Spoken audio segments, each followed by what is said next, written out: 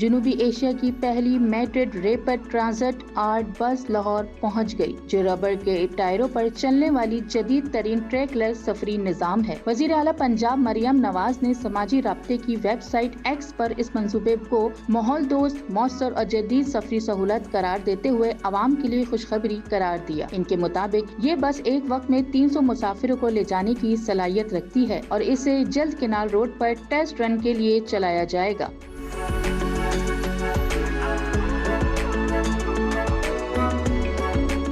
مریم نواز نے مزید بتایا کہ 1100 الیکٹرک بسیں چین میں تیار کی جا رہی ہیں، جن میں 240 بسوں پر مشتمل پہلا بیڑا 22 اگست کو پاکستان پہنچے گا۔ یہ بسیں ان اضلاع میں بھجوائی جائیں گی جہاں ٹرانسپورٹ کی سہولت محدود ہے اور ان کا کرایہ صرف 20 روپے مقرر کیا گیا۔ ہر بس میں اے سی، CCTV کیمرے اور معذور افراد کے لیے ویل چیئر ریمپ کی سہولت بھی موجود ہوگی۔ وزیر اعلیٰ کا کہنا ہے کہ ان منصوبوں کا مقصد پنجاب میں پبلک ٹرانسپورٹ کو محفوظ اور باوقار اور ماحول دوست بنانا ہے۔ یہ اقدام صوبے میں ایک نئے سفری دور کا آغاز ثابت ہو سکتا ہے۔